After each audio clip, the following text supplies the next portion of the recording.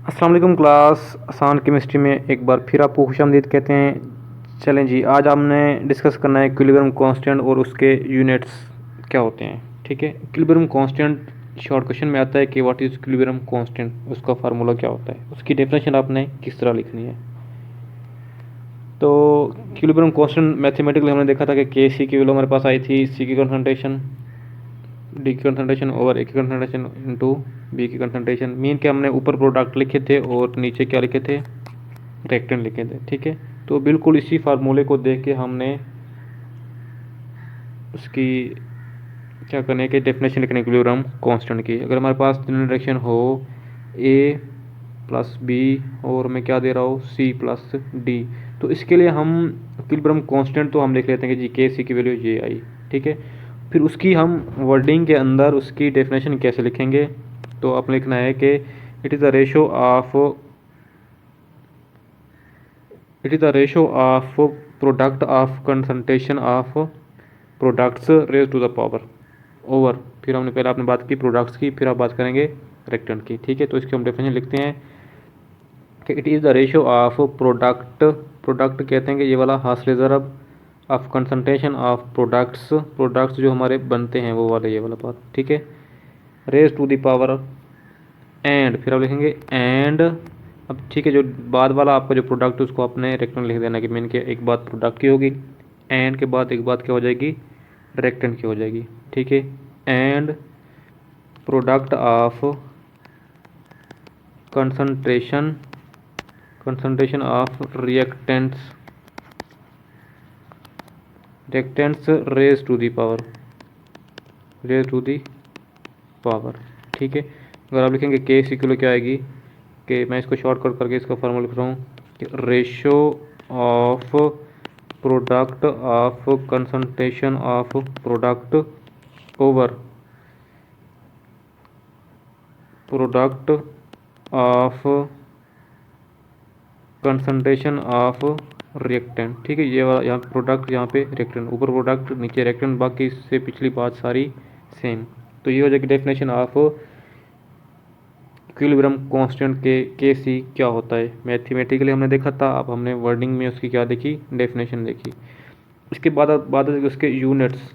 ठीक है, units find करने के लिए किसी भी रिएक्शन का अगर आपने यूनिट फाइंड करना है तो आप उसके के सी की वैल्यू लिखेंगे।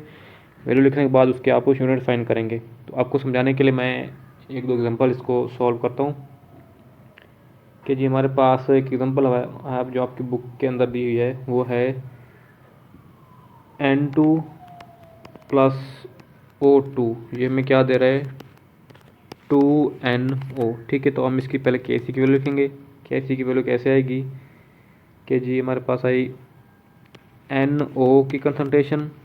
ठीक है, अब ये जो 2 था हमारे पास क्या बन जाएगी, पावर ओवर N2 की कंसंट्रेशन और O2 की कंसंट्रेशन। इसमें अब इस बात का ख्याल करना है कि ये वाला जो 2 लिखा हुआ है ये वाला, ठीक है, ये वाला, इसको अपने सेम टू सेम लिखना है। जो इसकी जो कोफिशिएंट में होगा 2 या कोई भी नंबर होगा तो वो उसकी क्या बन जाएगी, पावर। ठीक है, अब एक कंसंट्रेशन यूनिट जो होता है उसकी वैल्यू होती है, या उसका हम यूनिट क्या लिखते हैं, मोल डेसीमीटर के ऊपर आप माइनस लिखेंगे, डेसीमीटर मोल पर डेसीमीटर क्यूब लिखते हैं। ठीक है, आप ऊपर वाले क्या आगे क्योंकि उसका स्केयर है तो आप उसके ऊपर स्केयर लिखेंगे, और नीचे क्या आएगा N2, इसका एक आएगा मोल पर डेसीमीटर क्यूब, इस N2 का आ गया। फिर O2 का भी आएगा मोल पर डेसीमीटर क्यूब। ठीक है, अब ये ऊपर भी दो है नीचे भी दो हैं, जो ये सारे के सारे क्या हो जाएंगे, कैंसिल हो जाएंगे। तो इसके यूनिट्स क्या आएंगे, नो यूनिट्स, क्योंकि बाकी कुछ नहीं बचा। ठीक है, चलो इसके तो यूनिट थे ही नहीं। हम एक और एग्जांपल देखते हैं जिसके हमारे पास यूनिट्स हों, H2 प्लस I2। ये में क्या दे रहा है, 2HI। ठीक है, अब इसके KC की वैल्यू क्या आएगी, हम लिखेंगे HI की कंसंट्रेशन। ठीक, पहले हम प्रोडक्ट लिखते हैं। अब ये 2 है तो ये उसकी क्या बनेगी, पावर ओवर। अच्छा, इसके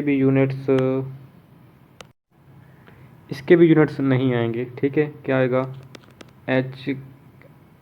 H2 की कंसंट्रेशन इंटू I2 की कंसंट्रेशन। तो इसके अगर हम यूनिट लिखें तो क्या आएगा, मोल डेसीमीटर क्यूब किसका आएगा, ऊपर वाले का, फिर उसका आ जाएगा स्क्वायर, और नीचे क्या है, मोल डेसीमीटर क्यूब, उसके साथ मोल डेसीमीटर क्यूब। अब ये ऊपर भी दो नीचे भी दो, सारे के सारे क्या हो जाएगा कैंसिल, इसके भी यूनिट्स नहीं आएंगे, तो ये आएगा 9 यूनिट्स। आपके एमसीक्यू में भी आ सकते हैं, ठीक है। एक और एग्जांपल हम देखते हैं जिसके अंदर है कि जी N2 + 3H2 ये मैं दे रहा है 2NH3। इक्वेशन का बैलेंस होना ज़रूरी है इसके अंदर, ठीक है। तो अब इसके लिए हम KCQ लिखेंगे, क्या आएगी, NH3 की कंसंट्रेशन अब 2 है तो इसके पावर क्या बन जाएगी, 2। अब N2 की कंसंट्रेशन साथ में H2 की कंसंट्रेशन, लेकिन उसके साथ क्या आएगी, इसकी पावर 3।